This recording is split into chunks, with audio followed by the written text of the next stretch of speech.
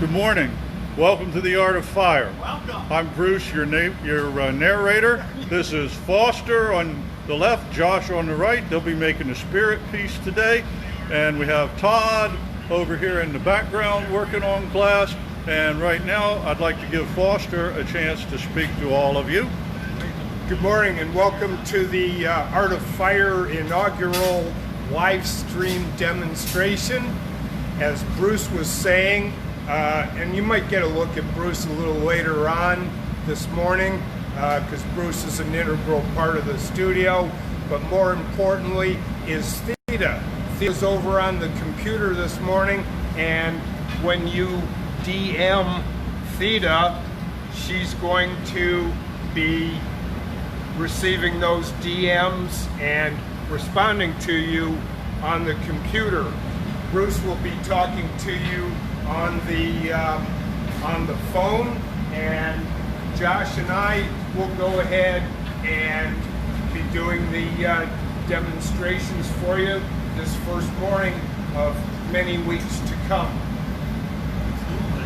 Very good. Well, we'd like to welcome Matthew and Scott and Victor. It's great to see you folks with us. Welcome. We've got 12 viewers online already. We're really excited.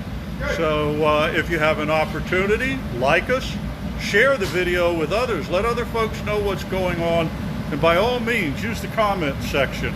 We'll be responding, and we'd love to hear from you. So I'm going to make my way toward the back of the studio right now. And this is the business end of the studio. And today, as a special activity, we're going to make a spirit piece.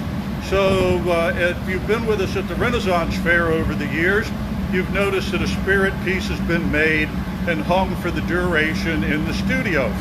In olden days, spirit pieces were made to chase off bad or mischievous spirits, but we have a little bit different take on it this year.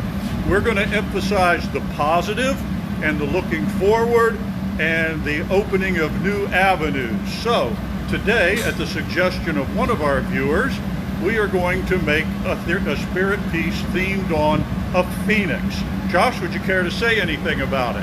Yeah, so we're going to be making actually a phoenix, actually emerging from an egg with flames. So the flames kind of nurturing that kind of rebirth. So that's going to be our theme. You know, we use fire and furnaces to actually come to life, you know, make our glass come to life. So we really like that idea of the phoenix, you know, kind of emerging from that fire. And this will be done in two component pieces. The first will be the actual phoenix, which Josh will create.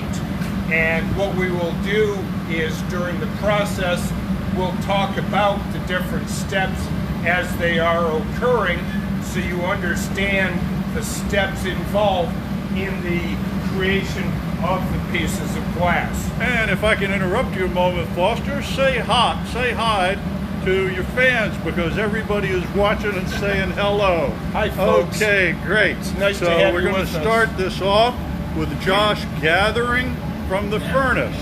We have about 400 pounds of molten glass over here at approximately 2,000 degrees, a little higher, and he's gathered some on the end of the blowpipe. So he's commencing the building of the egg. You'll notice that if he stops turning, it falls. This is actually going to be the phoenix.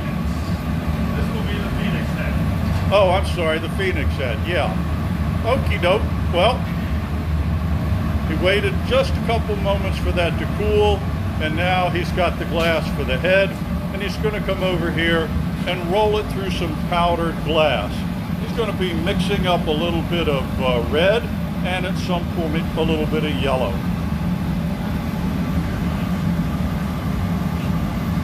Here he has a pair of shears called the combination shears. He's got a little bit more glass than he desired, so he went ahead and cut it off. He's using a furnace that's called the glory hole that's used strictly for reheating purposes. The temperature of the glass coming out of the furnace is 2,000 degrees Fahrenheit. Here he's picking up more glass off this steel top table called the marbling table. The colors come in various grade sizes. but the commonality to all of the colors are that they're made for using different oxides of elements to produce the colors. Josh is getting a nice thick layer of red on this. This will be the base covering the bird, and then there'll be a little bit of yellow added as an accent. And you'll notice as he picks up that powdered glass each time, he returns to the glory hole to reheat it and melt it in. And this makes a nice strong covering of the red glass. Welcome, Terry. Glad to see you. You also use the comment section to let us know what you think. Perhaps you've got some pieces from the Art of Fire you've acquired before. Let us know about that.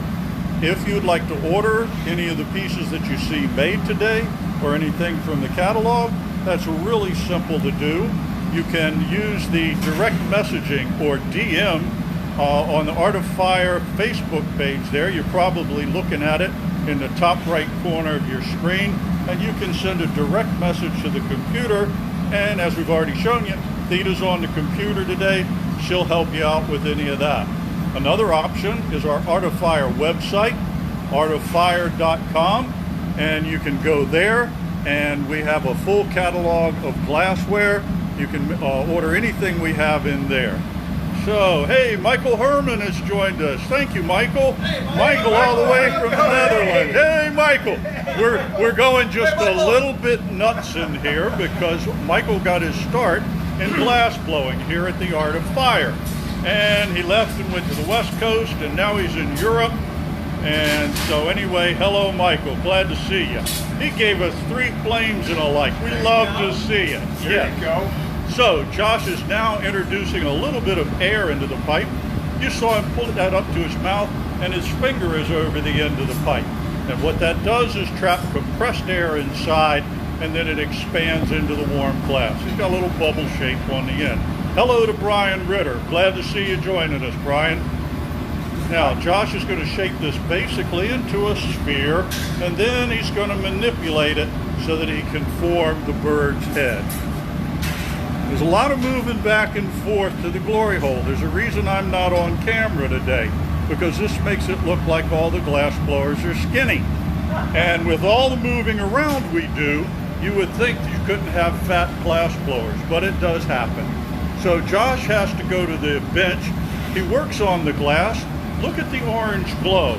What you'll notice in just a few moments is it starts to get a little bit darker. That's a sign that it's cooling. When it gets a little too cool, he has to reheat. So that little point that he pulled out will be the beak of the bird. And if you've ever taken a good look at the skull, you'll see that usually the sides are flattened a little bit. That's why he laid it on that metal rail there and flattened it some. He's going to gradually pull out that snout and get it just exactly the shape he wants and carry it on from there. So after Josh gets done with making the bird's head, he's going to bring it over here. And this piece of equipment is called a garage. Oddly enough, it looks like a garage, but we park glass in it. That's held at about 1,000 degrees, so after the head is formed, they can put it aside, make the rest of the sculpture, and come back to it when it's needed. Hey, Keith Daly, glad to see you're here. And Brian Ritter. Alrighty, so I'm going to move around a little bit here, give you a slightly different view, and you can see from the glow in that glory hole, it's really hot. So now they're going to get into some teamwork. Foster is going to flash or give minor reheats to the glass. He'll bring it back. Josh has put on a special pair of glasses that reduces the sodium flare, and he's going to heat up the spots that he wants. So right now they're working on the snout. So Foster flips it back and forth from side to side, and this allows Josh to heat the spot he wants, but the rest of it doesn't fall off center or out of line. So now he's got the thing straightened out there. There we go. And he's put a flat spot on it to receive the beak. Off Foster goes to reflash, and Josh is going to get ready with some other tools to work this out. Marissa says, at the Renaissance Festival? well, Marissa must have. She says, hi guys, we miss you. Yeah, we miss you guys. So, oh, and now Michael is using our Facebook Live to avoid a long-distance phone call and saying hello to Keith. But that's great. We hope you all do that. That's part of the purpose in being here. So Josh is again heating portions of the glass that he wants to move. I've been teaching here for a little over 20 years. One of my favorite sayings is, hot glass moves, cold glass don't. And so that's why you'll see them heat specific portions of the glass that they want to move. Josh is using the tweezers now. He's shaping the back of the head, and he's also making a couple of places where he'll do the eyes in a bit. Yes, Marissa, you did see Todd back there, and since you joined us probably after a few moments, we'll go over here and tell Todd that Marissa says hi. Todd has earplugs in, so he probably isn't catching that. So anyway. So we either do side to side, and then when I'm working on it, we'll go straight up. So back over here, getting ready to work on the rest of the head of the Phoenix. But we really like that suggestion because it emphasizes the positive, an idea of rebirth or going to something new instead of depending on, worrying about bad stuff. So here we are with our Phoenix, going to be rising and providing a really pleasant spirit for the art of fire. So we got from Carol, hi from Northern New York. And that's another great thing. Why don't you all let us know where you're viewing from? We already got Michael from the Netherlands. If there were a long distance prize, I think he'd get it. But perhaps there's somebody else that's even further away. Got a few hearts, a few thumbs up floating through the screen. That really makes us happy here. We want to interact with you. Let us know what you're thinking. All right? So be sure to like us, share what you're seeing, use the comments section to communicate with us. That's what this is all about. Getting kind of lonely here without a crowd and everything, so this is the best way for us to do it. Brian Ritters from Elkton, Maryland. Great, Brian. I'm going to guess that you've seen him at the Renaissance Fair too. Although you are close enough, you might have actually visited the studio. Foster's still taking the reheats. Josh is still working it.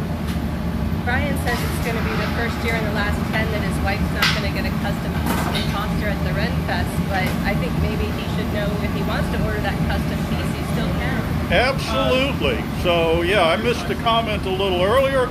If any of you have been coming to the Ren Fair for years and always make it a point to get a piece of glass, we can do it. We can get you the glass. It's just we're not at the Renaissance Fair. You'll notice Foster's not wearing his leather miniskirt either. But what we'd really like is to hear from you. By all means, you can order, as I mentioned previously, direct messaging the Art of Fire site. Theta's on the computer and we'll help you out with that. Because I know, hello from Massachusetts, Betsy, and Jarrettsville, Maryland, Rockville. Okay, roll them up, folks. Let us know where we are. Okay. So, as soon as we can safely distance, we'll be back in with seeing all of you again. In the meantime, get a piece of glass, DM, direct messaging, or you can go to theartoffire.com and there's methods there to order a piece of glass. We can make custom to your specifications, or you can take something from the catalog. Josh is right now using what's called a stringer. It's a very, very small piece of white glass, and he's using white and black alternately to form the eyes. He's picking up another small piece of black now. He'll have to preheat it with that super hot torch. That one's a combination of oxygen and propane. It gets the glass hot really quick, and he drops a little dot of color right onto the spot in the eyeball that he wants it, and that's how it goes. Burke, Virginia, good to see you. All righty. Patrick Foley, welcome aboard. Patrick's in Antarctica. So he couldn't be at the Ren Fair this year, so he decided to go to Antarctica. Maybe Patrick would like a penguin. So, how y'all from Austin, Texas? Teresa, good to see you. You know what I haven't seen yet? is anything from the West Coast. I was expecting someone from my youngest family to be here. So Ken Ferguson, hint, hint, give me a comment. All right, good to have all of you with us. Again, I'm Bruce. We've got Josh and Foster working on this piece, and now Foster's going to make the beak. So I'm going to step back out of the way and come back around here. Foster's going to gather up some glass on the end of a small iron. We call it a bunny. And then he's going to roll it in some black frit because the beak of the bird's going to be black. Raleigh, North Carolina, good to see you too, Betty. Bob Collinage. Well, actually, it's my sister. Thank you, Lynn, for joining us. All righty. So Foster's gathering up black glass. He'll melt that in, and then he'll make it into a kind of triangular shape to form the beak. And then Josh will take it for him and cut it to its final dimensions. So Foster went over to Todd's glory hole to heat it up a little bit. And Foster and Josh have to have constant communication so they know what it is that Josh wants exactly. That's really a big deal. Kat says, this is awesome. Thank you. All need to do more lives. We will. We're planning on doing this every week as long as we can keep up with it. And next week we'll be on live Tuesday, September 1st. As they used to say on TV, same bat time, same bat channel, 11 a.m. Eastern Daylight Time, 1700 for you in Europe, Michael. And we'll be doing another show, which we'll tell you about a little bit later. Jenny asked if there's any cats in the shop. Well, of course there are. There are always cats in the shop. And we'll go around a little bit and see some here in a minute. But right now, I'd like to concentrate on the beak that's going on to this bird. Any questions you have, please submit them. If you would like to know how any of this is done or why we're doing it, well, we kind of already covered that. This is our spirit piece, and we always have one at the Renaissance Fair. It's an old tradition, goes back ages. Okay, here comes Foster with a triangular shaped piece. Josh is going to attach it and then draw it up. Now it's going to look kind of like a duck's nose when he first cuts it, but that's because he's going to thin it out quite a bit. But he got just the amount of glass he needed for that, and now he's going to shape that up. Let's see, fantastic narrator. Oh, that's from my wife Joyce. Thank you very much, Joyce. I'm gonna pull the edges back now. Kat says she and her husband always get a witch ball every year for their anniversary. Well, you'll just have to order it this year, and we'll be glad to comply. All right, so now back with that oxy-propane torch, and Josh is going to heat up that beak area, and he's going to pull the sides of it. If we get a chance, we'll try and get in a little bit closer, but if you look closely at a bird, you'll usually see that its beak or mouth pulls back a little bit. And there he goes with the raking tool, and you can see him pull that back perfectly. So now that he's got that element, he can go ahead and make this look more like a duck's beak, a phoenix beak than a duck bill or a pig's nose. Okay.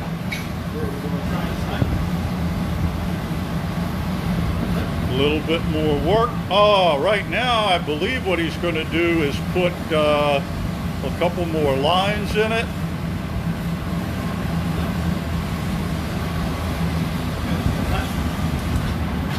So that little bit of heating he just did with the torch allows it to preheat.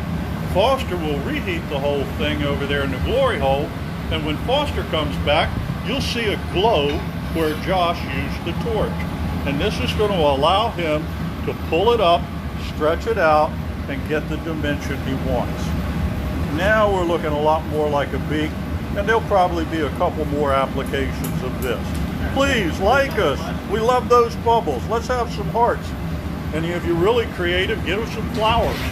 So you gotta love it, okay? That's why we're here. Josh is back at it with the propane oxygen torch again. This thing is really super hot, and it's going to allow him to focus the heat. Somebody sent us a heart. Thank you. Any kind of balloons floating away really make us feel good. Oh, and when we come to the end of this, we know that we can't hear you clapping, so we want to see lots of that stuff. Eric Lisinski, good to see you. Glad you're here with us. And so since some of you are joining us in progress and missed the early part, I'm Bruce. I'm doing the camera work and the narration. We've got Josh forming a phoenix head right now. Foster's assisting him. And this is the creation of our spirit piece this year. Normally when you go to the Ren Fair, the spirit piece has already been made and it's hanging in place when you get there. But we thought it'd be pretty cool to let you see how this one's made. This is going to be based on a phoenix and the idea of regeneration. So that's a positive attitude and something to keep us happy. It'll hang in here for a long time. I can't say forever, but probably will exceed the broadcasts that we do. But if you like us and if you give us plenty of comments, we'll keep coming back till the cows come home. Well, actually the cows won't be coming home because Foster converted the cow barn, the dairy barn, into a glass blowing studio. Along the back wall over there, you can see all those windows. Those used to be the stalls where the cows stuck their heads out. So 23 years ago, right, Foster? That's correct, in 97, 98. Okay, so that's about 23 years ago. Oh, Bob Tattleback says to you, it's good to see old farts like Foster making glass. Okay. So anyway, on Michael, super cool. That is great. Thank you so much, Michael.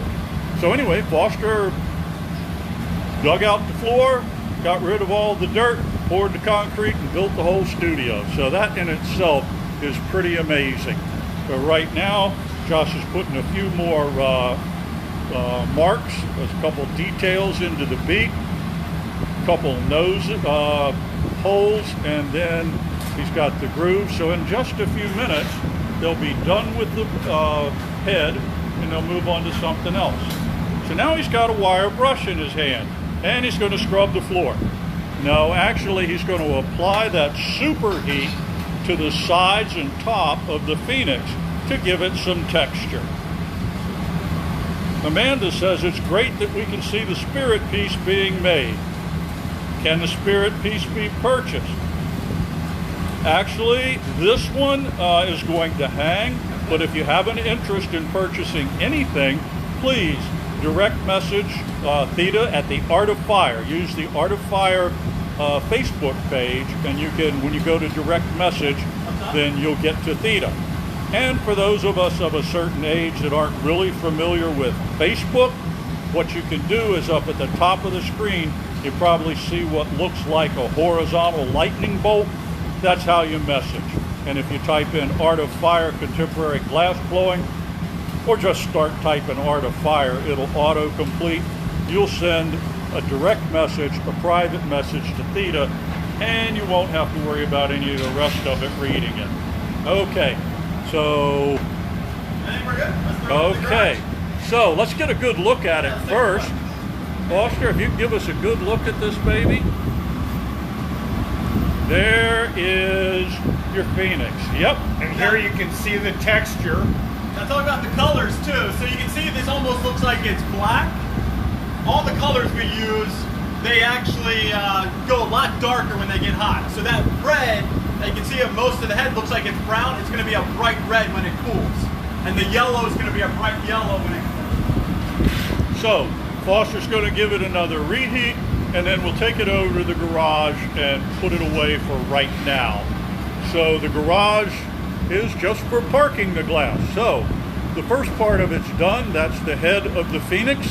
And then for continuing with the idea of regeneration here, this phoenix, instead of being a full bird coming up out of a fire, is going to be a chick coming out of an egg. And Josh is in the process right now of gathering the glass that will make the egg for our bird. So in a moment here, I'll travel on around to the garage rather, and give you an idea. Josh is over there right now, and there's a trough of water that he can actually cool the pipe in, and it's just running water that makes it cool so it can get a really strong grip.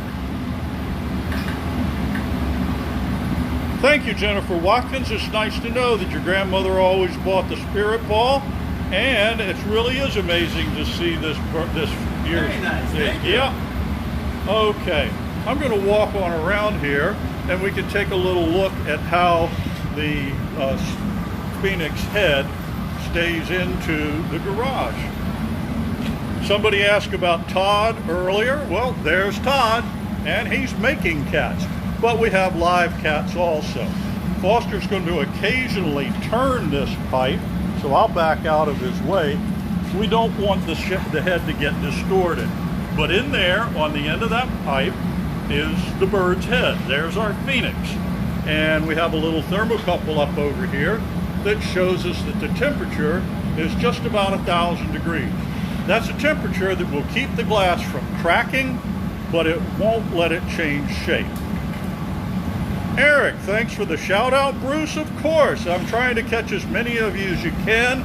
I'm reading this scrolling screen as we walk around, but it's good. We want communication. That's why we're here, to get in touch with you. We could make these pieces all day long alone, and it's fun, but it's not nearly as much fun as having your presence with us. Josh is now dipping the glass into the black frit, the same black that Foster used to make the beak. So the inner core of this egg is going to be black, and then the outer covering is going to be white. And then there's a really special technique that he's going to use. We'll be showing you in just a few minutes that combines the two colors together. But we'll keep you in suspense about that. So like us, share what you're seeing. Please comment. We want the comments box going crazy, because that's how we know that you're engaged and we're doing well. Josh has put a little bit of an air bubble in. You see him trap the air, his fingers over the end of the pipe, and that trapped compressed air has no place to go but into that hot glass and expand. So now he's going to go let it cool a little bit. Josh, letting a little cooling. A little cooling, then we get our second gather of clear. So between the layers, there'll be a coating of clear glass. So there's the black, and if it was too hot when he goes into that 2,000 degree furnace, it would likely just make it collapse and he'd be back to starting over. Now that it's cooler, he'll go over, take another gather, and then when he's ready, this gather will get covered in white. So there he goes into the furnace. The consistency of the glass, basically it's kind of like gathering honey on the end of a chopstick. That's a pretty good analogy of what it's like. And then once you've got it on there, you've got to keep it from dripping off. So Catherine asked, so Mom is interested in Phoenix? We would order on the website. Yeah, you could order on the website. You could DM or direct message Theta off of this Facebook Live page. And once you get in touch with Theta, she'll give you all the details. Michael Herman asked, what is the temperature of the furnace? Well, Michael is now blowing glass in the Netherlands. So after I tell you Fahrenheit, Michael is going to give us the centigrade or Celsius equivalent. Our furnace today is running at about 2,030 degrees Fahrenheit. Quick, Michael, you're on the spot. How's that translate? Josh is putting the white all over the outside of the egg. Clock's on, Michael. I'm waiting for a response. I've got a converter on my iPhone. I thought this would be automatic by now. Come on, buddy. Oh! Nope, Catherine said thank you. Well, thank you, Catherine. So anyway, Josh is going to get this all covered up with the white.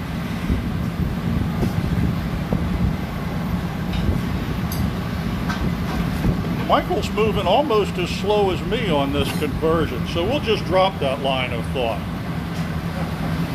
Okay, so Josh has got the white on there, he's getting it in place, and here he goes with the compressed air again, get a little bit of inflation. He's not going to make it really big yet, because we're ready for the special treatment, Josh? We're ready for the special treatment. So, we're going to use this bucket of water down here, and Josh is going to crack the egg. But what he's really going to do is what we call a crackle technique. He puts the glass down into the bucket of water, and that crackles the surface some, but then he goes back and he blows into the pipe, okay? And the reason he's doing that is to stretch the glass out a little bit. And that's why he has to have a solid core in there, a lot. So you'll see that the cracks on this get further and further apart as Josh dips it in the water and then blows. So get another view here. And into the bucket. And out it comes. There's crackles forming. And he's going to keep doing this until he gets the cracks to spread apart. So if he'd blown it up too big before he started it, Michael came through with 1,110 degrees Celsius. Thank you, Michael. So, Josh has been blowing this out, and now you can see where the cracks are forming. You don't see the black because of the intense heat, but that's going to be black cracks when we're done. So right now, he's getting this egg shaped like he wants, and by having that thick glass as a core, he was able to push the white glass apart every time he quenched it and blew it out. Now he's going to get what we call a blow hose, which is just a long rubber hose, and it's got a mouthpiece on it, and this will allow him to blow while he's at the bench, and at the same time he uses his hand tools or his paper to shape the egg. So we'll come over here. Sorry if you got dizzy on that one. And now you can see he's blowing into it. He's using the newspaper to increase the size of it. Does a complex piece like this require multiple people to complete, or Josh and Foster working together because it's a spirit piece? Actually, on a complex piece like this, you need 2 people. Some of them we actually need 3 people on. And that's because we're constantly using different pieces of glass. So the answer to your question, I guess, is yes. A complex piece does require multiple people. Josh would have had a heck of a time putting that beak on himself and keeping the bird under control. Josh, Patrick Foley would like to know how long you've been blowing glass. I've been blowing glass, what, about 17 years now? Josh started in 2003 with the studio. I was one of his instructors. That's right. Josh and Foster and Todd are full-time glass blowers here. I'm a retired air traffic controller and just happened through one day and said that looks cool. I was a little more serious than that. But we do most of the glass blowing here. Yeah, great place to learn how to glass blow.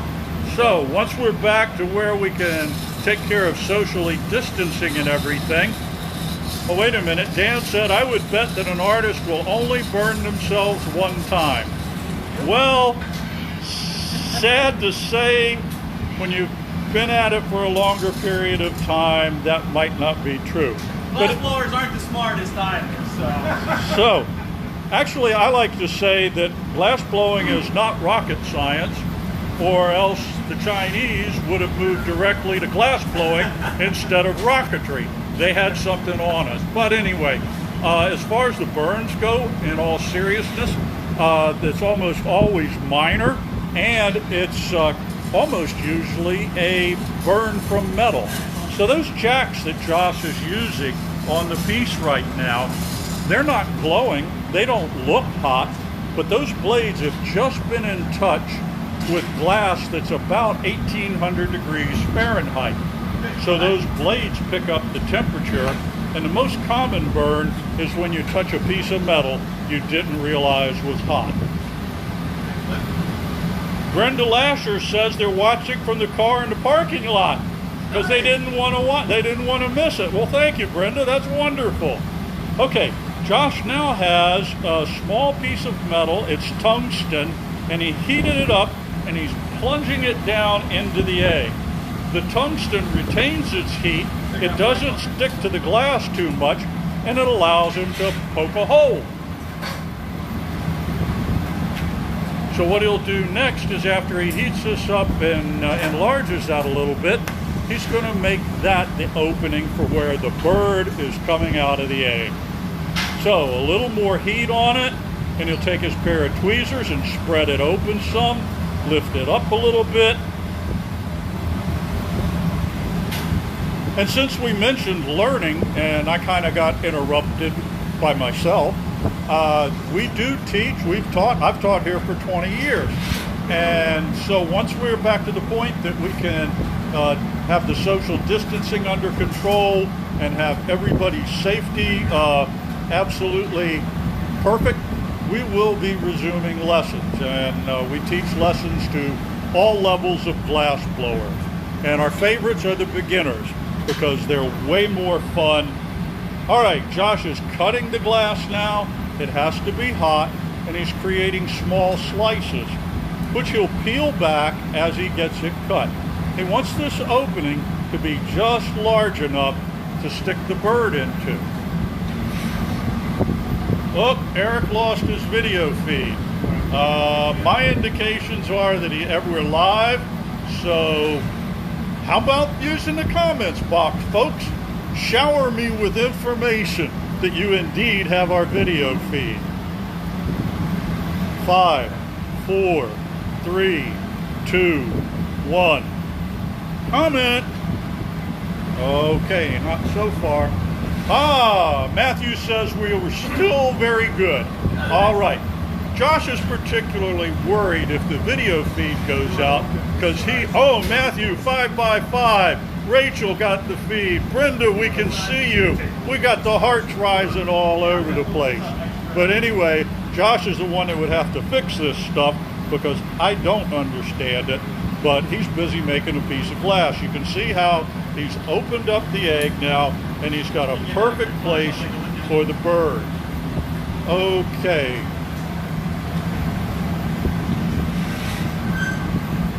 Catherine says, I can see you. All right. So, Josh, will you need another set of hands with the bird coming off? Okay. He's going to have to get it cut off the pipe. He'll take a couple flashes, then he's going to want to glove it. Okay? What's that? So what he's doing right now is making sure everything's A-okay for the bird to go in. And now we're probably going to get another set of hands involved with this. That's Rachel Whitaker over there. Say hi, Rachel. I know you didn't want to get on here, but there she is. Okay. So Josh is explaining to her now what needs to be done. That's a really important part of the glass blowing process, is that everybody knows what's going on. Because you usually got just like one shot to get it right. Of course, it's not so much what you can make, it's what you can fix. But the next step in the process is, as we get this heated and warmed and stabilized, we'll get the bird head out of the garage, rewarm it, and then what they'll do is knock it off of that pipe. There'll be a little bit of glass on it, and then Josh will grab the bird with a gloved hand and he will put it into the bird. So he's making sure that Josh and Rachel know exactly what's coming up. Rachel, Tina Melio says hi. Yeah, let's do it in a second. Tina says hi. Oh, hi. So does Betsy. Betsy says hi. All righty. Dan grew up in Glen Burnie and never knew we were out here. Yep, we are. You want me to put a cow on there? Bring me a cow. Oh, bring me a cow. Okay. So this is sometimes how it goes. We get our rolls here, and away we go. So Josh is the gaffer, which means he's the one in charge. He's calling the shots. Foster's going to put a glob of glass on here. Okay.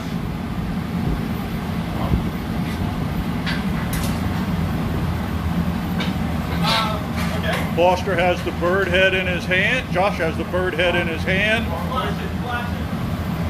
And we're going to take another run at You that. want to do another one on the opposite side? On the bottom. On the bottom. Sorry. So we got a little misplacement of the clear glass. And we're not loud just because we can't hear. It's because there's a lot of noise in here, which you may have noticed with all the fans and furnaces going. But again, it's just a matter of getting things exactly like you want. They're going to put this bit of glass that Rachel has right onto one of those open spots on the egg. Foster's going to cut it free, and now Josh will go back, grab the bird. Rachel torches that clear glass to make it hot. She gets out of the way with that hot torch, and Josh sticks it up. Now he's going to maneuver the bird and gradually let the head go back inside the egg a little at a time. Nice, good. Well done, guys. Hey, how about some hearts and thumbs up? We can't applaud, but we can certainly let the group know that we love what they did. How about it? So now we've got the bird in the egg, and he's kind of out of it. So what we're going to do is push him back a little bit so he's just peeking out. There we go. All right, so now it's a matter of heat and control, and away we go. Now they're going to need to take this off in a few moments, and because our spirit piece hangs in the studio, Josh is going to put a hook on it. So probably what we'll have is a metal bowl with some fiber fracks in it, which is just an insulating material, and that will catch it, okay? So maybe Foster will find a metal bowl and some fiber fracks to catch it. Josh is still manipulating the placement of the bird.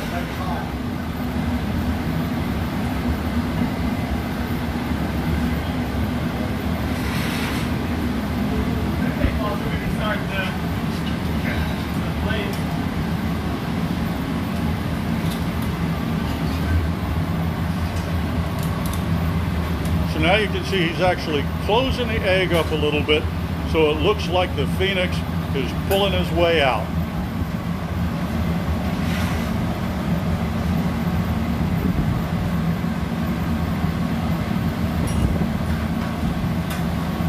We got a message from Nancy saying very impressive, and it is. You don't see something like this every day. But we would love to. We would love to make these every day. So if you're interested in this or any of the other glass we have here at the Art of Fire, you can direct message DM Theta, or you can go to our website, artoffire.com, and you can actually go there to order glass.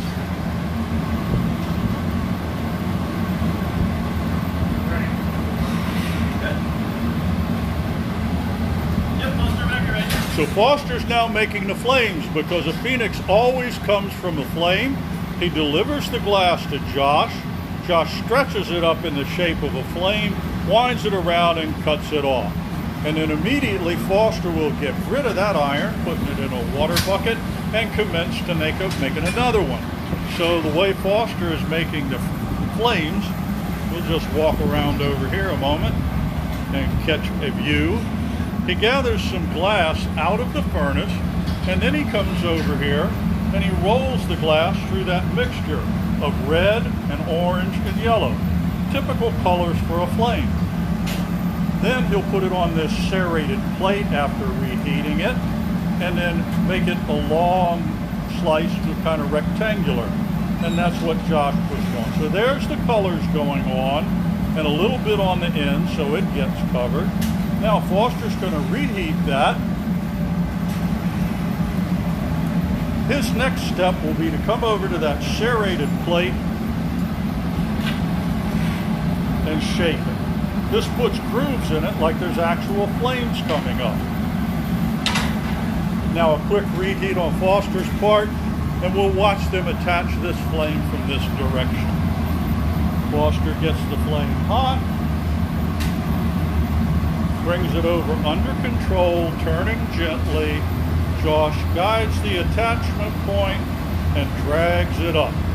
When he gets it where he wants, lays it down with a couple of sweet curves and clips it off. And then we start the whole process again until there's flames all over the egg. And that will be our Phoenix Rising spirit piece. So, in case you tuned in late, I'm Bruce. I'm doing the narration and the camera work today. So we'd like to welcome you.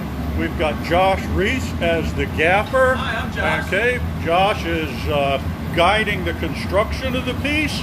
And Foster Holcomb, owner of the studio, is over here, and he's gathering glass and help Foster with the flame. Rachel and Todd are over there in the background. Todd is working hard today, and Rachel is helping out and making sure that we have what we need and it's there on time. So Josh continues to manipulate this, and he's kind of waiting on Foster, but also taking the opportunity to pre-plan where he wants the next thing to go. We'll move back just a little bit. You can see over there in the corner, well, there it was, Josh in the glory hole. So now, Foster's reheating the serrated flame piece. He'll bring it over to Josh, and they'll place it. Get down here just a little bit lower. And now you'll be able to get a good shot of the placement, dragging it out, shaping it, and cutting it free. So this will go on several more times. Yes, Amanda, it is coming together beautifully. And most everything at the Hour to Fire comes together beautifully. So if you'd like to, we have a link to our website right on this page. It's artoffire.com. You can use that to go to the AOF website if in case you want to place an order. You can also use that little horizontal lightning bolt up in the upper corner of the screen to DM or direct message Theta, who will see it right away. Pamela says she's so bummed we won't see you guys at the Renfest this year. We're missing it too, but we're really looking forward to the future, and this spirit piece is really indicative of that. We're really looking forward to seeing all our friends again. By the way, become a friend on Facebook. Follow us. That way you'll get notifications and you'll find out what we're up to.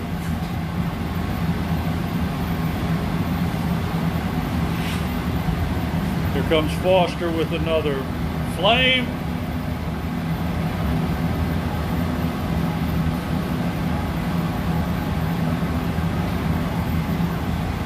What do you got, about 4 more, Josh? Yeah, about 4 more. Okay, great. So you can see that those cracks in the egg are still holding up. And that has to do with years of experience and learning just exactly how to keep the heat in it. Lots of times when people do this sort of thing in a glass piece, they'll get it a little too hot and it begins to melt. So this is kind of the Goldilocks art. Not too hot, not too cold, just right. And if you get it too hot, it sags and melts. And if you get it too cold, well, then it cracks and breaks, and we call it a floor model. But that's not going to happen here. We've got 2 highly experienced glass blowers leading the way. Foster's back for a reheat, and we'll come in with another flame.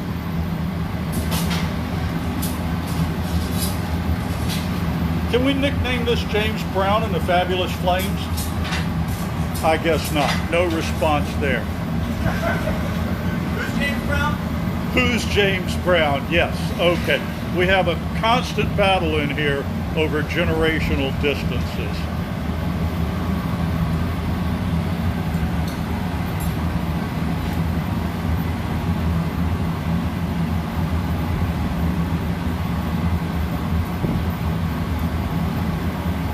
There we go, got another one placed. All the beautiful curvature, the flames coming to a tip, just absolutely wonderful. Remember, like us, share, and by all means, let's get some more comments going. It's moving, but we want to see that screen rolling. Ah, thank you, Eric. How about a few of them thumbs ups and hearts floating across the screen? Anything will do. This is our Sally Fields moment. You like us. You really like us, okay? So Foster's getting a bowl ready to catch this in, and we're almost to the point of completion. And let me get over here. Josh will take a flash for a quick heat, and he'll give you a close-up of this bird. Let me get down here where you can see. There he is, coming out of the egg. Okay, so the next step is going to be to crack him off of that pipe, deliberately break the glass free into the bowl that's over there on the marver, and then put a hook on it. And then Foster will have the enviable task of picking it up with insulated gloves and putting it away.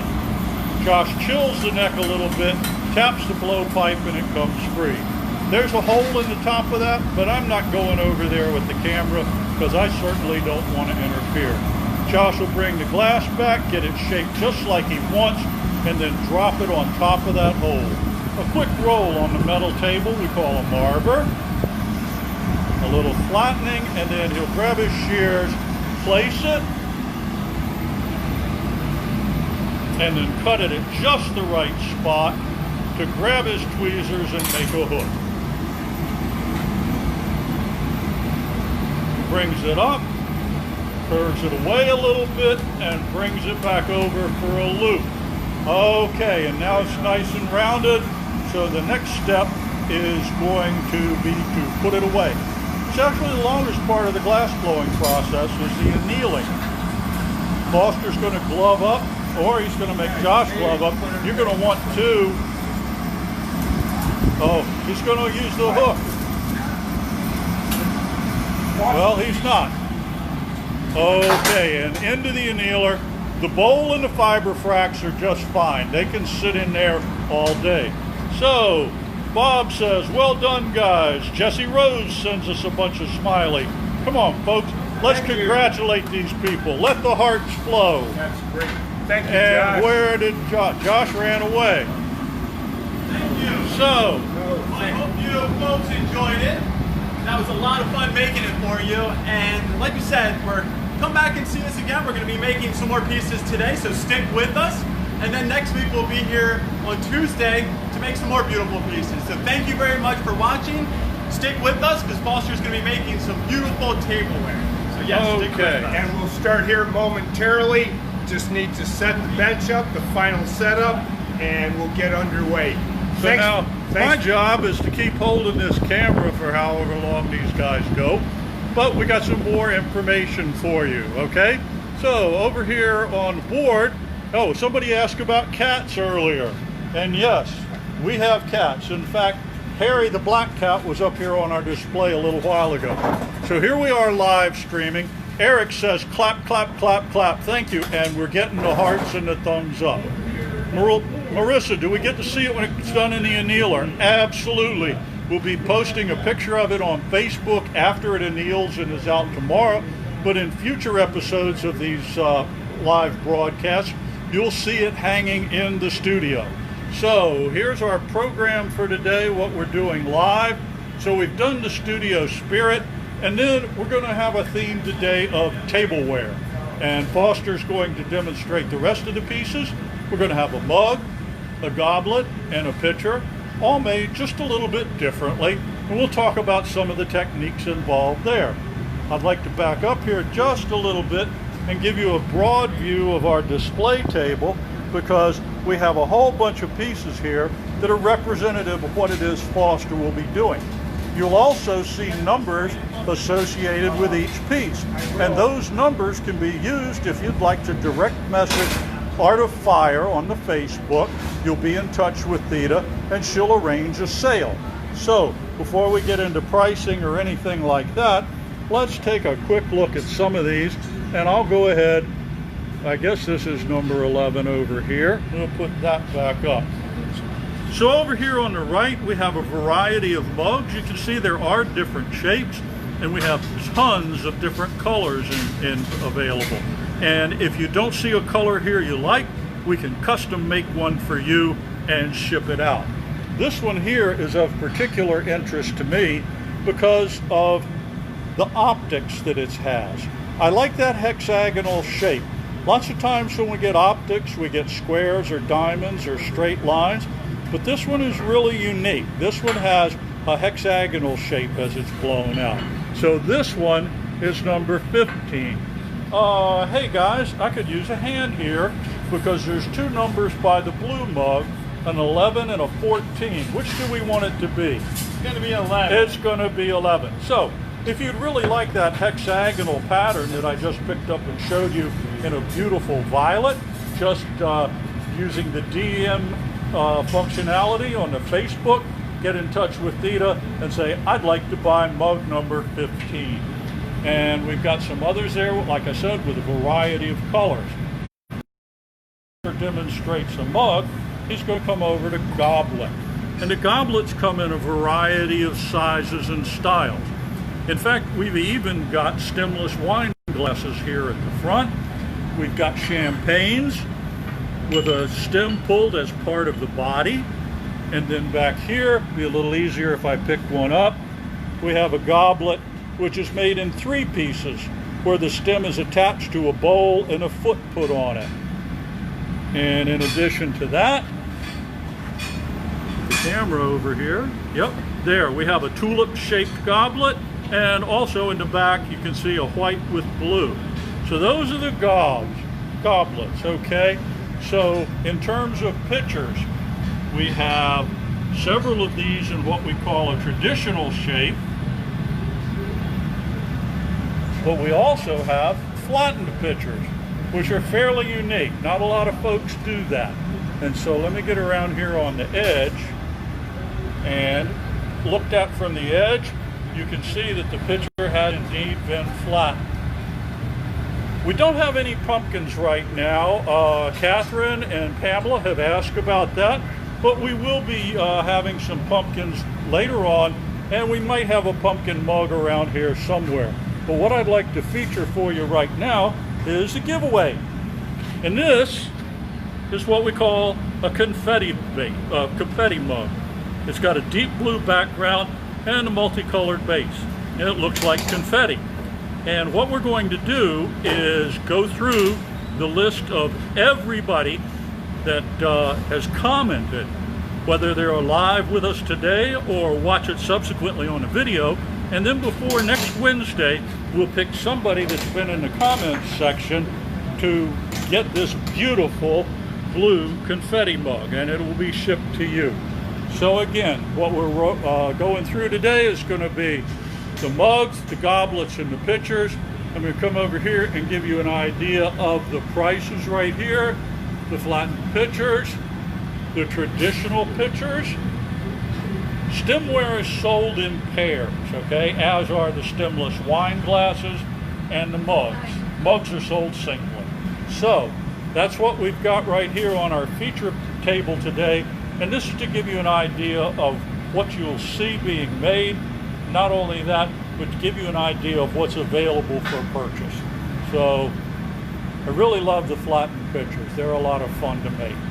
Okay, Bruce, I'm just about ready. I've got my color first piece Okay. of glass melted on the pipe, and just about ready to garner it and set the bubbles. Okay, so Foster has a color. He has white, don't you? That's correct, Yeah. yes. He's going to make a white Barrel confetti mug, and he's rolling it on this metal table we call a marver. He's cooling the white and shaping it. In a moment, he'll do the same thing you saw Josh do. Trap compressed air in the pipe. It's got no place to go but into the hot glass.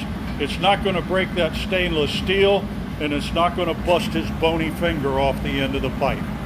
Now he's going to shape that and let it cool, and then he'll go gather some more glass over top. So there's our white base.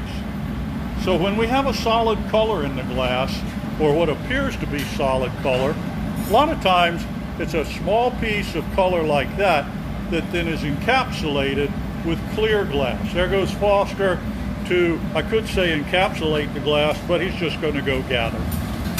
So he'll get a gather of glass. You'll see him come back. It'll be bright yellow because it's so hot. And as he stays out of the furnace, you'll see that darken. And that's an indication that the glass is getting cooler. So he comes on back over,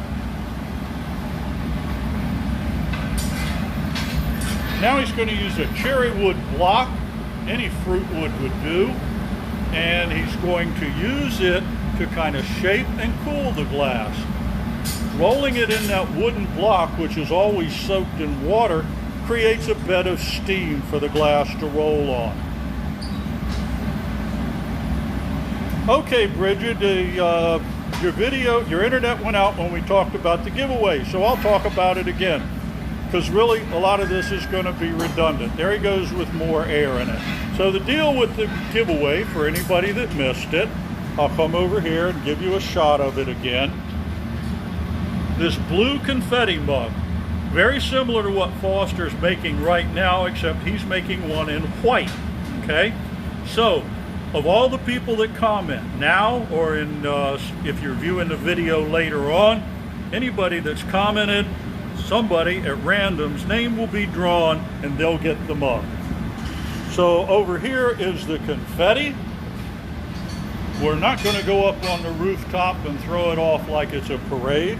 Foster's going to come over with hot glass in just a few moments, and he will roll the tip of the glass in the confetti.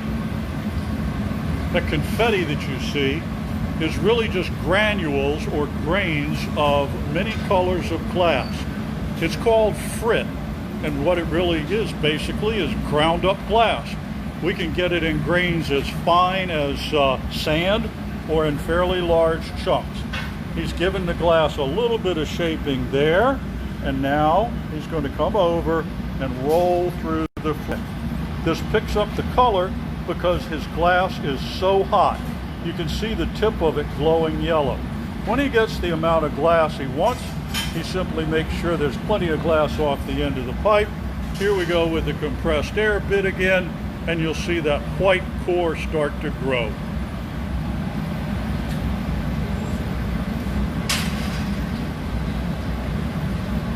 Thank you, Susie. It's nice to hear about your daughter and the violin. We look forward to hearing from everybody. So be sure to like us, share what you're seeing, use the comments section to let us know what's going on. We're trying to interact with you.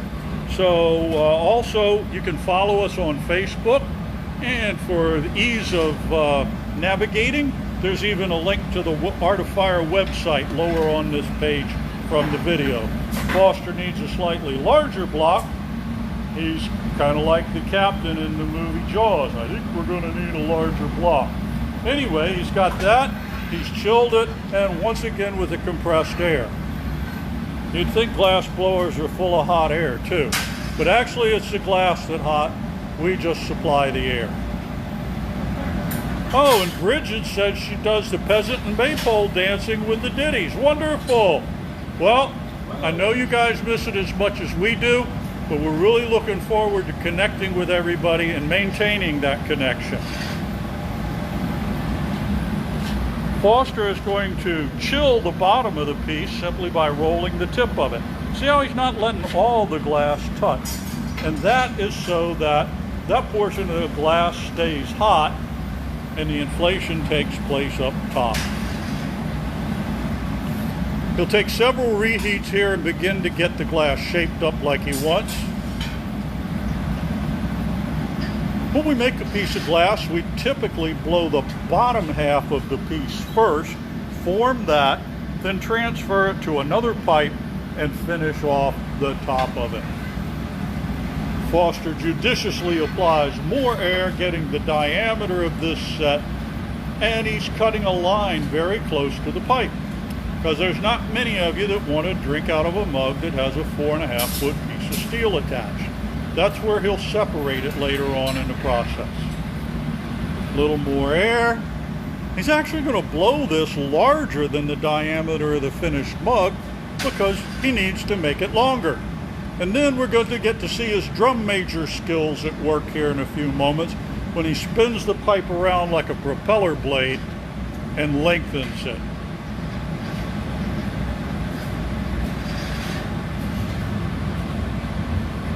Here he goes. I can just hear the college band now behind him. All right, now he's getting the body shape. You're beginning to see the same shape that you see over here in the blue confetti mug. And in a couple moments, he will flatten the bottom of that so it'll sit on a table. Right now he's going to blow it out a little more, so he wants to cool it. And Josh will be helping him with what we call the transfer in a moment, which means putting it on another pipe. So that little constriction he made is where he's going to intentionally break it free. So yes, we do break glass. Sometimes intentional, sometimes not so.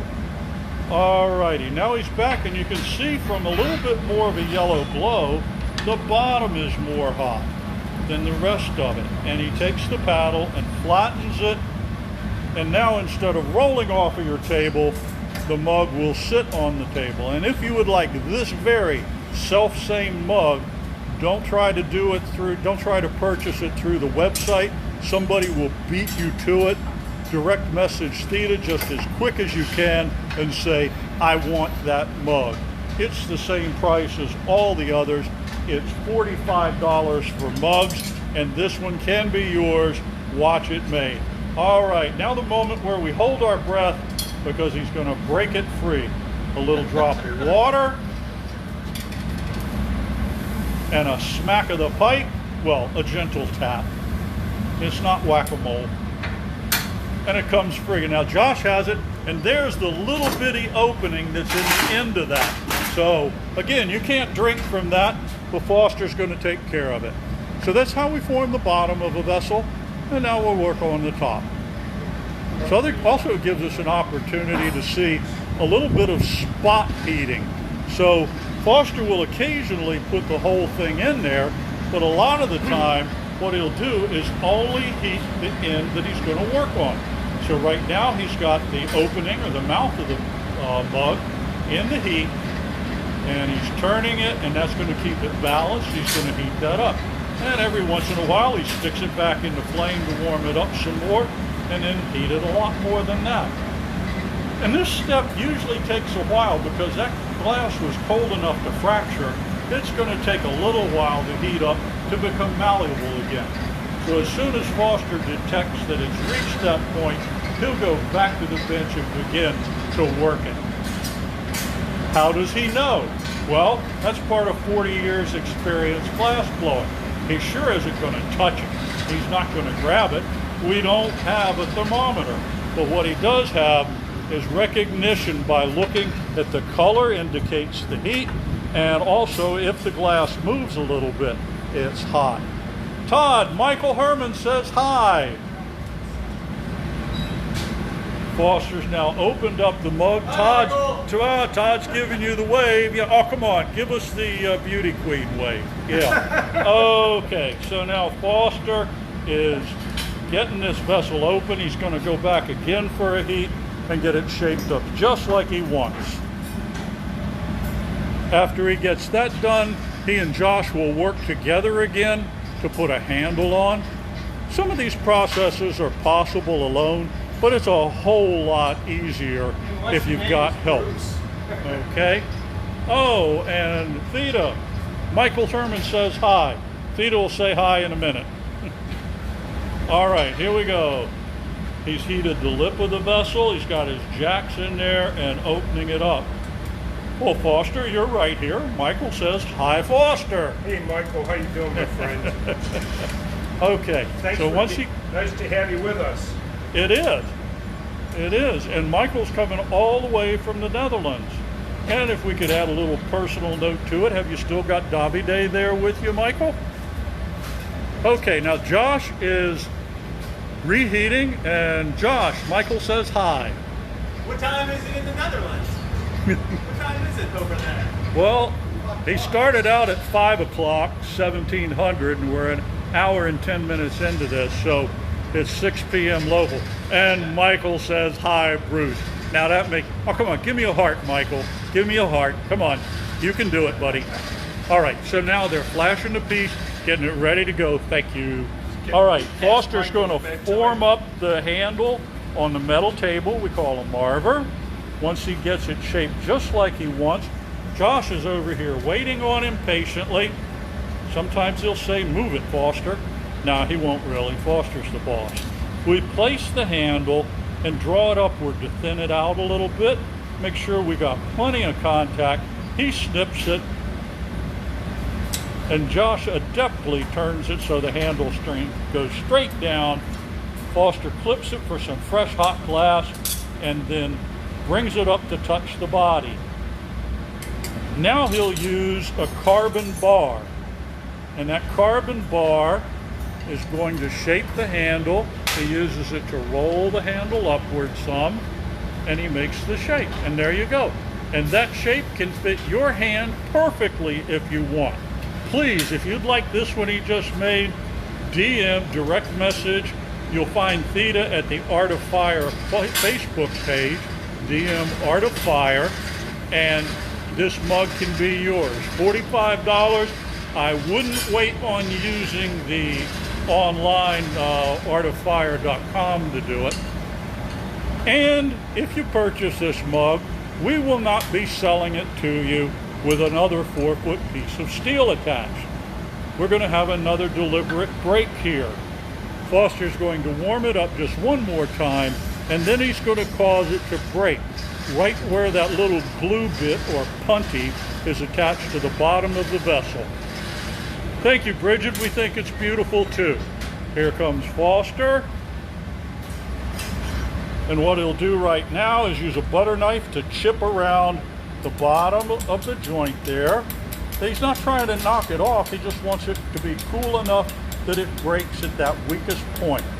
He'll put the butter knife down and a little tap of the hammer handle, and it comes right off. And there's the finished mug. All right, lots of hearts for Foster, huh? We can't see applause, or if you've got an emoji of somebody clapping, that'd be great too. Foster puts it away in the annealer, and now begins the annealing process. So, thank you, Foster. Oh, thank you. And if you'd like to have that mug, just go ahead and DM Theta, and she'll get your particulars from you. It's great to have you all with us. Michael in the Netherlands, and all of the people who are enjoying our inaugural live demonstration here at the Art of Fire. We're going to continue on with the next item, which is going to be a 3-piece goblet. I guess I'll be making that. Josh will be assisting me, and we can make a pair for you. I'm going to make with a transparent optic cobalt cup with a clear stem and foot, and that can be yours, as well as some of the other pieces that you see over there on the table. And we again appreciate you being with us. And without further ado, I'm going to put up a pipe and we'll get underway momentarily here. If you have questions in the meantime, please DM Theta or comment to Josh or Bruce, and he could try and answer those for you live and on the air. It will perhaps, in fact, answer other people's questions as well. So, without further ado, thanks again. Okay, great. Thank you, Foster. Alrighty, so back over to the guide chart and the display table. So here we are, and we're working our way through our very first Facebook Live presentation. And here we have the Studio Spirit done, the mug, and we're moving on to a goblet. So, do you have a shop open with items for sale in Damascus? Theta's going to answer that for you in just a minute. All right, so I'm going to come over here and again review the prices for you in case you have any interest in these. Flattened pitchers, traditional pitchers, which is a shape you'll see Foster make a little later. Stemless wines. The stemware and the stemless wines are all sold in pairs, the mugs individually. Yes, Theta has supplied you the address for the Art of Fire. Okay, so there are the mugs. We just saw one made. In fact, there's a kind of green color that with the confetti treatment. But right now we're moving on to goblets. And the goblets over here are of a variety of shapes. So in the back we have kind of a water glass shape with the white and the blue. That's number 6. Number 7 here is a tulip shaped goblet, and then a transparent color only on this pink one. Up front we've got the martini, a beautiful red. So Foster's going to be making a goblet with a stem. And once again, I'd like to remind you that this beautiful blue confetti mug can be yours as long as you keep commenting. Anybody that comments during the live stream or any other broadcast will have their name entered in a drawing, and next Tuesday we'll announce the winner of this mug and send it to you. Okay, well, where did you go? All of these pieces have numbers associated with them. The green flattened pitcher is number 1. 2 is the cranberry pink flattened pitcher. Number 3 is a traditional pitcher with a violet color. There's a blue one in the back, number 4, which has the crackle surface to it. A confetti pitcher is number 5. And I'll catch up on the rest of them again in between pieces, because Foster has just told me that he's ready to go again. Just like the ever-ready bunny. Here he comes. This is a piece of cobalt blue color on the end of the pipe. The colors that we use in the glass are made in Germany or the Czech Republic, using different oxides of elements that produce the colors. The dark blue that you see that we'll be making is made from an oxide of cobalt, hence the name cobalt blue. Our purples and lavenders are made from an oxide of manganese, and our cranberry pink colors are made from an oxide of gold, a gold precipitate. The colors have been melted for 4,000 years, as far back as the Egyptians. They basically figured it all out, and over the past 4,000 years, it's all been refined. The techniques that we use here in the studio are 2,000-year-old glass-making techniques, where we're working with gravity, centrifugal force, the ductility of the material, and the experience of the glass maker. Okay. Now that said, while I was talking to you there for the few moments, that colored glass melted on the end of the pipe. So now we're going to cool it on that steel top table, called the marveling table. I put a skin onto the glass and I'm blowing into the pipe. Trap the air with my finger. The heat at the end of the pipe caused that trapped air to expand in the form of a bubble into the colored glass, which is now on the end of the pipe. So this is where we get our color. We're going to allow this to cool down, and then we'll put clear glass over it, which will give us the body necessary to make the cup portion of the cup for the 3-piece goblet. So, without further ado, Rachel, if Josh is still working with you and that lady to assist me. So Foster mentioned the color. I'm going to show you just a quick glimpse of some of our colored bar. We purchase it from the manufacturers, either in solid bars like that, or as the frit that you saw him pick up earlier on the mug. Now that line of frit there has multiple colors in it, but we do have frit that is just a single color. So when we have a bar of glass like that, we can get opaques, we can get transparents, we can cut off a small piece, maybe 3/4 of an inch tall, and then use that to make our piece. So Foster's gathered clear glass over the color, and he's back at the bench with that familiar wooden cup, the block. I'm going to block it.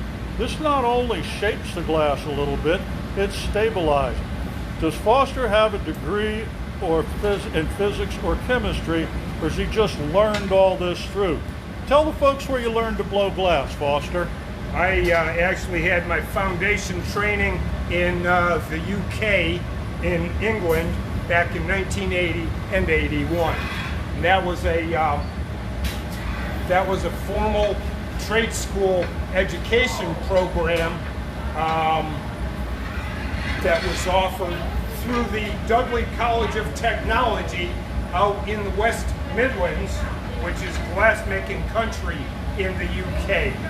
Interestingly enough, while Foster was in school for that, they not only taught him the glass blowing, which is what a lot of students in art schools learn today. He learned to construct equipment, melt glass, and other such things.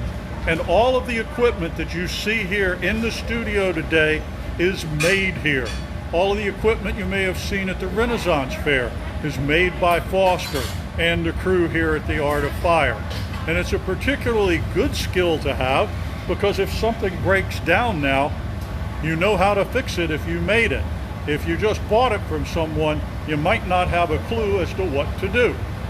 Doesn't mean we don't get a little frustrated or take time fixing it, but at least we have that path available to us. And a lot of the knowledge Foster has been picked up over the years. So he's got his next gather of glass, and he's going to heat it so it gets hot to the core.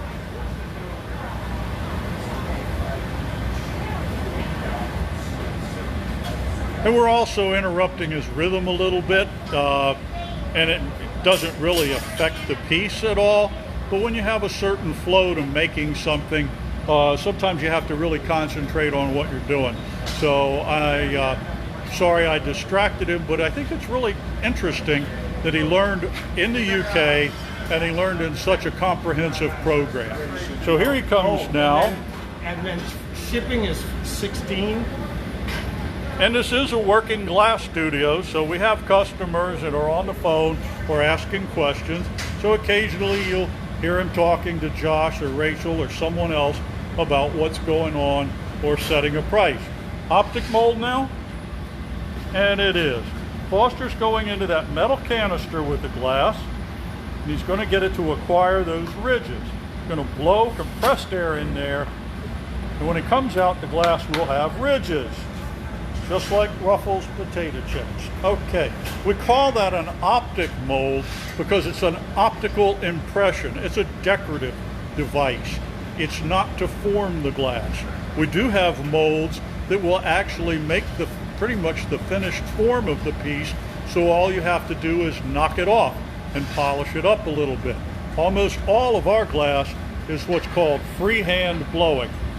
So now Foster's going to make that same constriction close to the pipe. As you know, that's where he's going to detach the pipe later on. And you might ask Michael if they have in the Netherlands, if they have ruffled potato chips. Michael, do you have ruffled potato chips in the Netherlands? I bet they call them something different than potato chips. Anyway, Foster's over here working on the the goblet. He's getting the bowl form, okay? Once he gets the bowl form, that's when he'll put the stem and then the foot on it. And if you'd like this piece, this particular one that he's making, you can order it either through direct messaging the Art of Fire. You're on the Facebook page already. Or you could take a chance on using the website, artoffire.com. But I would suggest going with the direct message, because somebody's going to want this. What color is this again, Foster? This is the mountain blue, which is a half tone of the cobalt blue. Okay, so a little lighter color than cobalt blue, but a beautiful blue nonetheless. It's going to look a little bit reddish and orange as he does this. He's marking the bottom for the placement of his stem. So Foster's off to gather glass for the stem. Rachel's job at this point is to keep the glass warm enough not to crack, but not so hot that it deforms the shape. So she'll put that into the glory hole a few times as Foster's gathering the glass.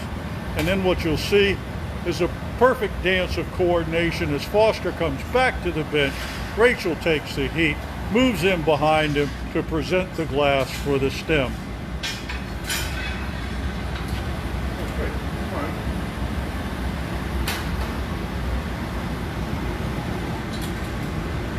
Foster lifts the glass up, stops just short of Rachel's face, cuts the glass clear, and then Rachel presents the iron to him.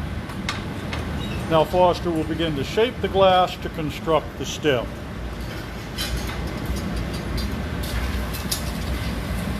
He's using the jacks to separate it just a little bit from the body, and then he'll gradually make the shape of his stem. This will take a couple of steps. He may go back for a reheat here in just a moment. And to make sure that it's exactly the same size as another one you might order, he's going to check his calipers, calibrate it so they match exactly.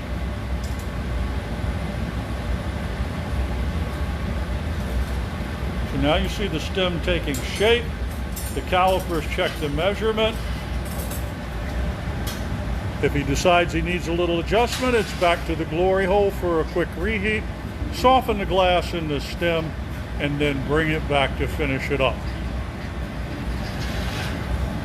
Please remember, like, share, follow, comment. Comments are particularly important. That keeps us engaged right now with what's going on. There is a link to the Art of Fire website here on the Facebook page, but you can also use the direct messaging or DM. And if you're like me and had to be told how to do that this morning, somebody had to tell me before we went on the air, there's a little symbol, a little icon that looks like a horizontal lightning bolt. Touch that and it'll take you to messaging. Start typing the Art of Fire. It'll probably auto-complete with Art of Fire Contemporary Glassblowing Studio, and you'll be able to DM Theta and say, I want that goblet. Please do. And we can make it for the mate. Will be the same size, same color, and you'll have a pair. Foster's coming back now. He's got glass for the stem. The attachment is going to be basically the same as before. So I'm going to stay here and we'll try not to look through Josh's back. But I think we can get up here and see the placement. There we go. Here comes the foot on top of the stem and cutting it off. Foster will now press it with a couple of boards. The boards are actually joined along one edge so he can pinch the glass. And there's the pinching action as he forms the foot. That thins it, spreads it out, gives us a nice round shape. Because the glass has been out of the heat for a little bit, he'll take another flash heat on it, warm that foot a little bit, and then he'll make the final adjustments to the foot. So now we're back to that same thing of we make the bottom of a piece first, then we transfer it and make the top. Only this time we had a couple more elements added.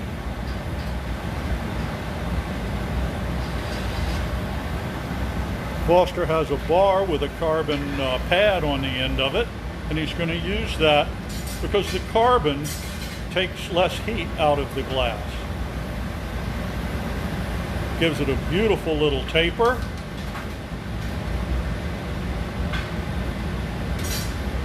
And then once again, he and Josh will work closely together to get this transfer done. Again, Josh's job at this point is to keep the piece warm. Foster's down there getting glass. He'll just take one gather of glass this time for the punty because all he needs is a little blob that serves as a glue bit. I see the number of viewers have gone up just a little bit, so if some of you have just joined us, this is the Art of Fire, our live stream presentation on Facebook.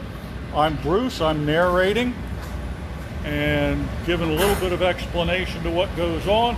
Right now, Foster's in the process of making a mountain blue goblet. He's attaching the punty to the bottom of the piece. He'll get that all centered up, meaning in alignment with the rest of the piece. Then he'll scratch it to break it, tap, and it's free. So there we go. Like us, share what you see, and by all means comment. We're getting good comments.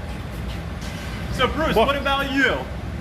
How did you learn to make glass, and how long ago was that?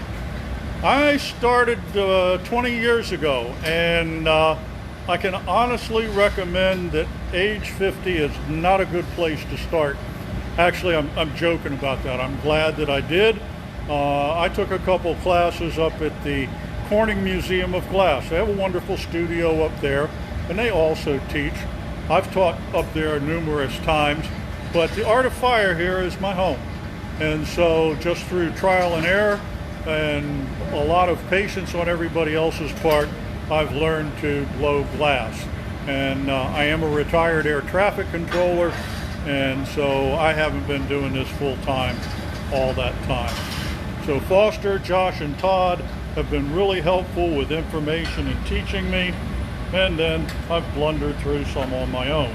Foster right now is working on the top of the vessel, but that lip is pretty thick. So he's going to use a pair of shears and just trim it right off. That'll take it down to slightly thinner glass and make it much more comfortable to drink from. Matthew said he used to live near Corning, went to an elementary field trip there. It's a beautiful museum, one of the best in the world. And so here's the goblet, and Foster is now going to work on opening the top of it. Please like us, comment. You send us a comment. We'll try and catch up with you. I noticed that on several of these things, Theta has I've dropped the ball and Theta's picked it up and given you an answer. So it's really nice to know that. But we're doing this to connect with you. So we'll be doing this on Tuesdays. Our next presentation will be next Tuesday, September 1st at 11 a.m. Eastern Daylight Time. Or, as Michael Herman tells us, 1700, since they use a 24-hour clock in the Netherlands. How far is anybody else away? We got anybody from the West Coast yet? I know it would have been early. It would have been 8 a.m. to get up and watch us. Foster was using a tool called a steam cone right there. Another one of our wooden tools that soaks in water, and when it was inserted, it caused the top of the vessel to steam up. So there, we're getting close, Now he's going to come back over, heat just the top of it, and open the lip. Yeah, I don't know what color should I do. Use that comment section to let us know if you've got any of our glass, or perhaps if you'd like some. Or if you've met us here in the studio, or watched or seen us at the Renaissance Fair, we'd like to hear that. If you've got any questions about how this is done, why is kind of up in the air, but how we do it and explaining it, we'll be glad to help out with. Somebody said, oh, was Theta on camera and I missed it? Well, I've been trying to concentrate on the glass blowing, but why not? Here is Theta. Theta is the rock that is holding things together. I'm trying. Hi, guys. She's doing a great job for us today. Like I said, she's picking it up when I drop the ball and miss something. She's much more diligent on answering you on the DM message, or if you have something on our Facebook page. And here we go with the goblet. All right. Now we're going to take this off and put it into the annealing or tempering oven. So thank you, Christy. I appreciate that. Christy says that it's been interesting, and thanks for the commentary. And she's got a reminder on her calendar for next week. And I think that's a great idea. We'd love it if all of you set reminders so you can be back with us then. Here comes Foster with the final tap off, and away the piece goes to the annealer. Let's show the man some love. How about some hearts, some thumbs up, comment, tell him what a master he is. He can't read it anyway because I'm holding the camera and it's his phone. There he goes back to the annealers. We kind of vaguely mentioned the annealing process, and I'm not going to get into a whole bunch of it, but really when we make a piece of glass, if we set it out on the floor right away, it'd be in pieces in 30 minutes. So right now it's in one of those ovens, and it's going to stay heated overnight and gradually come down to room temperature. Going to move on back over to the board so we can see what's going on. And there we are with our live streams or our live feed today. Last item on the list is a pitcher, and this is going to be a traditional pitcher. And we'll show you the pictures here in just a moment. So here's the price list of the items that you see on this display table. Oop, let me get the camera around there. So flattened pitchers, $136. She's not making that right now. So traditional pitchers are the ones just like this violet one right here. And you can see it's got a traditionally shaped spout on it. And the traditional pitchers are $84. The stemware, like you just saw made, is $147 for a pair because they are sold in pairs. The stemless wine glasses, should you choose one though, are only $65 a pair. And then over here, we have the mugs. The mugs at $45, and you saw one of those made earlier in the process. For any late arrivals, I'd like to show you our giveaway piece, which will be given away next Tuesday when we broadcast. And this beautiful cobalt confetti mug can be yours if you'll just comment. Not everybody that comments will get it, but out of all the comments we get, the name will be randomly drawn, and somebody's going to have that beautiful confetti mug next week. So, if I can find Foster, what color are we doing in the traditional pitcher, Foster? What color in the traditional pitcher? Cobalt, and we're going to go ahead and make it a crackle texture. Okay, so just like you saw Josh earlier dip the egg that he made for the sculpture into the water, Foster's going to be dipping his pitcher in the water. So right now he's got his cobalt blue and warming it up again. Now he's putting it in and out of the glory hole pretty quickly there for a couple seconds because he doesn't want to thermal shock it. The oven that he took it out of, the annealer, is about 900 degrees, and this reheating oven's about 2,000 degrees. So sometimes if a piece hasn't been in very long, with its pre-warm-up, it could actually crack from this sudden shock. And that is the reason that we recommend that all of this drinkware be hand washed in warm water. Don't put hot liquids in it, and don't put it in your dishwasher. The glass is very strong. It can handle temperature differences, particularly cold, but a sudden change in temperature can sometimes cause the glass to shatter. Foster made wedding goblets and glass handprints for both of her kids, and I just missed the name, it rolled off the screen, but we're happy to do that sort of thing. And we'll be doing that again with the handprints and that sort of thing. Maybe by next Mother's Day, things will be to a point that we can have you in the studio with your children, get a handprint in the sand and some hot glass poured into the sand to give you a memento. So here we are, Foster shaping up the cobalt blue glass. Now that colored glass is molten enough to cool in shape, we'll shape it on the steel top table, hold the marveling table. I'll blow into the pipe, trap the air with my finger. So he caps the pipe, the air goes in, it's under high pressure, and you can see that start to bulge. The compressed air is expanding in the hot glass, and there you go. So it gets just the shape he wants and cools it a little bit before gathering again. And as we mentioned earlier in one of the other pieces, if he gathered too soon, that cobalt blue glass would still be hot and it would collapse. It just, the bubble would just disappear. So he's got a bucket of water over there. After he gets a couple more gathers of glass and gets it shaped up, he will go ahead and quench it. And let's see, Joshua's asking, any of those glass cats in stock? Yes, I believe we have some glass cats around the studio. Maybe Josh or Rachel could go get one, a glass cat, and we can just film it. Todd's over here making them, but these are special order pieces that he's making right now.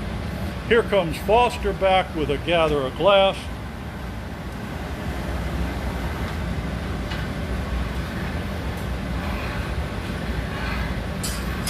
And again with the ubiquitous block. It floats on a bed of steam. As soon as Foster gets back to what he's doing at the glory hole, I'm going to step over here because Rachel's holding a couple of the glass cats in case there's some of you that have never seen them. They're actually absolutely beautiful pieces. Todd's working hard at making some right now on special orders. Foster's letting the glass cool, stabilizing it, getting it centered. See, waited a little time before blowing. If you blow too soon, the glass can be out of control as it expands. So once again, a block to stabilize it a little bit. That just keeps it from moving around too much. He gets one that fits the glass perfectly, rolls it in there to get just the right shape.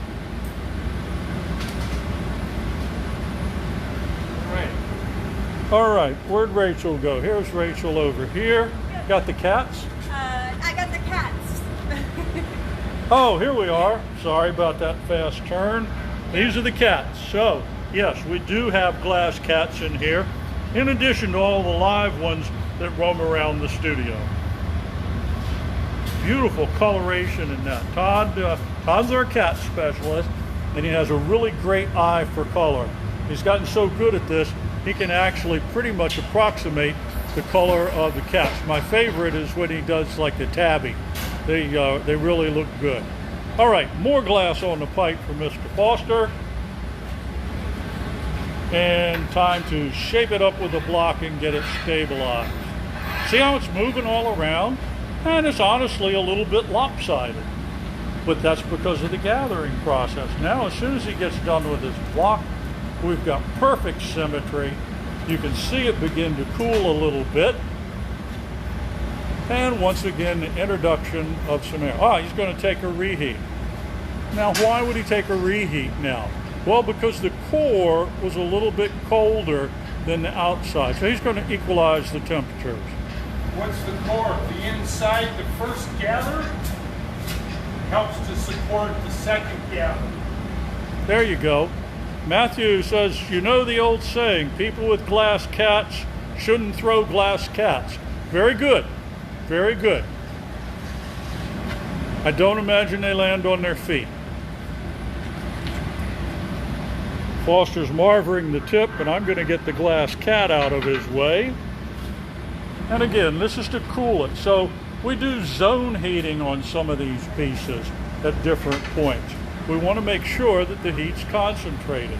As he blows, look how it inflated up at the top, but the bottom still has that conical shape. He's maintained a large reservoir of solid glass at the bottom, and that's going to help him in making the pitcher. I'm going to get this blown out to where he wants. And then he's going to put that drum major work in use again when he spins it around like an airplane propeller. But for right now, it's all about the shaping and getting the piece like he wants. The tool he's using is called jacks, and he's using that to cut a line. Amazingly enough, we call that a jack line. But by cutting that constriction and having that slope up there, he guarantees it will come off perfectly. What would you like to see us make next week? We're going to be done with this here in just a little bit, and as much as we hate to, the show will be coming to a close. We have some ideas, but next week, well, we'll talk about that in a minute. But if there's a particular piece you have or would like to see made, by all means, let us know. Actually, Marissa, I was just kidding about the drum major. I'd had to think of something for him twirling that pipe around, but he's made that joke at his own expense before too. I could say that he's old enough to have stood on the runway during the early days of flying and turned the propeller so it starts the engine, but we know better than that. Okay, what he's doing now is that spinning, and that's really centrifugal force expanding the piece. And look, it's so hot, it's wobbling all around. So he has to really carefully raise it up and keep it turning. So it's a real feat to be able to get that stabilized. Notice though, how the thin portion is dark. That means it's gotten cold. And since it got cold, it was stabilized. And the bottom portion was hot. You ready for a plunge, Foster? I am. He's part of the Polar Bear Club. Here he goes, into the water. And out with some Crackle. All right. That's a candy bar too, isn't it? Okay, Foster's got that done. Now he'll work on finishing the shaping of the body and flatten the bottom. Because again, should you choose to purchase this beautiful cobalt blue traditional pitcher, you want it to sit on your table, not roll off. So you can purchase any of the glass you see here today, either through the website or direct message here on the Facebook live stream to Theta, We can arrange a purchase and communicate with you about shipping. Josh is over here to form the punty again. A little bit of glue, basically, made out of glass on the end of a pipe. He'll bring it over and present it to Foster. And if he doesn't place it perfectly in the center, he'll adjust it till it is. And he did. So there he goes. He's getting it exactly where he wants. Now, a little bit of water up at the neckline, a tap on the pipe, and boom, it deliberately breaks.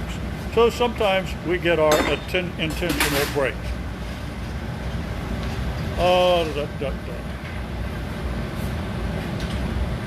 Make sure to like us, share the video, please. By all means, use that comment section to interact with us. Tell us what you think. You see something you really like, let us know. If you see something you want to buy, that's even better. And follow us on Facebook. We've got a link to the website, artoffire.com, here on the Facebook page, or you can just look it up yourself. Foster's now heating the tip or the end of this pitcher. You can see that the whole thing is not in the heat. He'll place it in there every once in a while to keep it warm. After he gets this warmed up some, then he'll bring it on back to the bench and start working on the top of the vessel.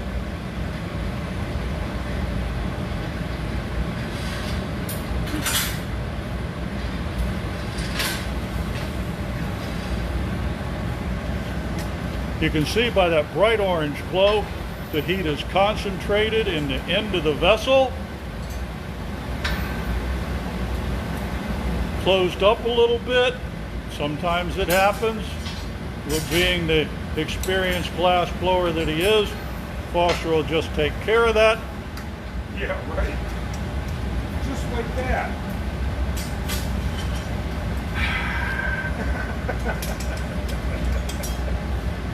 Or we can call it done. Nah.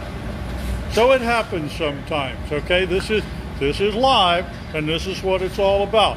But show the man some love, because he's still working it, okay? So sometimes if the glass gets just a little bit hot, what it'll do is it'll come together and touch up on itself. And unfortunately, that's what happened. So what he's going to do is break it off and create a new opening. So now he's got it back out there. He'll heat it up a little bit, open it some more, and then proceed. How do you remove all the leftover glass on the pipe? Does it just break off after it's cooled? Absolutely. That's exactly what happens. So let me spin around here. You see several pipes over there where Todd just walked past. Those pipes are sitting in buckets. And if you listen closely during the broadcast, you'll actually hear a popping sound. And what happens is the residual glass on those pipes actually breaks free of the pipe. And that's why we have them in buckets, so that they don't shatter and send the stuff all over the place. So now what Foster's done, he's got back to the opening, and just like that, he's going to open this vessel up some. So it didn't turn out exactly as he planned, but in this business, it's not what you can make, it's what you can fix. So now what he'll do is continue working this piece of glass. And should you decide that you want the traditional pitchers, we've got them, we'll make them. Custom orders, we're happy to take. Consult our listing on the website, artoffire.com. Everything we make is cataloged there. Very easy to navigate and choose what it is you'd like to have in your home. You can see again where the heat's concentrated. Down at the bottom of the vessel, you can see it's still dark blue. So Foster's opening it up now. A little more shaping on it. There we go. Instead of little brown jug, it's a little blue jug. Little Toby jug.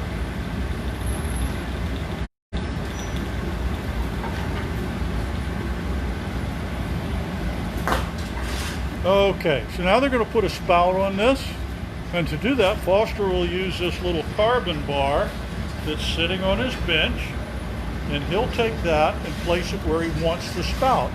Josh will use a pair of jacks to squeeze around that bar, forming the spout. He picks the stop, they make the squeeze, and there's the spout. A few final finishing touches. And Patrick Foley comments that it's interesting how it's deep red when it's hot. Yeah, it actually goes through a series of colors when it's hot. We'll get like where it's hottest, we'll have a bright orange, almost yellowish color. And then as it cools, it begins to get dark red. And then as it cools further, it begins to approach the cobalt blue.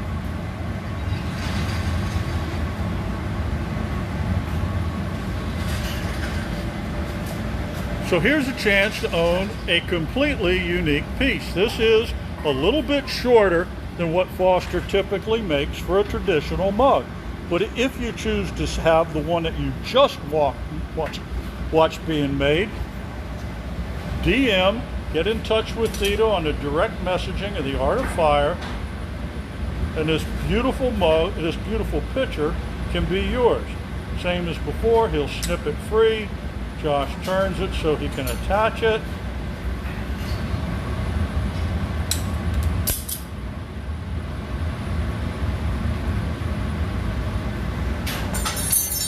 And once again with the carbon bar to shape the handle. A little push up with it, a little slipping back and forth. Perfect size for your hand. Contact us, direct message Theta at the Art of Fire Facebook page right now. This can be yours. And it's a beautiful little picture, I'm sorry. If you should order a traditional picture, they'll be the size that you saw on display over there. And we'll show you that once more before we take off. A little final handle finishing, getting the alignment just right, and there we go. Another beautiful piece of glass by Foster Holcomb here at the Art of Fire. A final flash, and he'll take it off. If you're just joining us, he'll be using a little butter knife to chip around the joint with the punny and then tap it for the vibration to set it free.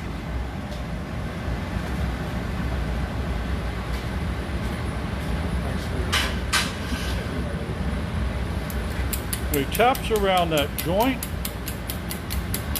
He'll hand the pipe off to Josh, who will help hold it, and then Foster will catch the pitcher when it knocks free. A tap, and there we go. Off to the annealer with a beautiful little pitcher. Let's see some hearts and thumbs up for Foster. He's worked real hard at that. There we go. Show us some love. Yep, into the annealer it goes. It'll sit there till the end of the day. When we turn the annealer off at the end of the day, temperature will gradually come down. So, thank you very much, Foster. Oh, thank you all for being with us. Thank you, Josh, for making the studio spirit. Yeah, thank you. And thank you, everybody. Todd, Theta, yourself, Bruce. Thank everybody for making the Art of Fire what it is. And let's not forget Rachel. Hey, Rachel. Hey, Rachel. There you go. She got the Queen's wave. Okay. And let's say goodbye to Theta. Thank you for taking care of all of the DMs where he's just coming around. Thank you, Theta. Okay. And before we go, we'll give you one last shot of what's over here, just to remind you, just so you don't have to replay the video to find everything. We've got a set of pieces here on the table demonstrating or examples of what we've made today.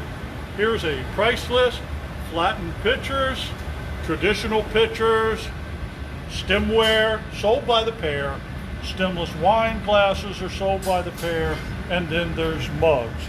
And a quick pan across the stemware and our flattened pitchers. I'm particularly attracted to those. We've got the traditional pitchers in a variety of colors and also a wide variety of mugs. And if there's any color that you would like it in that you don't see here, we can fulfill custom orders just by contacting the studio. So don't forget, next week, this mug giveaway. If you've been commenting, you might be the lucky winner. We'll go through all the comments, take the names, and give it to someone. And we'll be live streaming again with you next Tuesday, September 1st. And our theme for next week is going to be color application. So if you've got any suggestions for types of pieces in the meantime, we can incorporate the making of a piece into a variety of color types. All right, so signing off from the Art of Fire, this is Bruce, and thanks for joining us. We'll see you next week.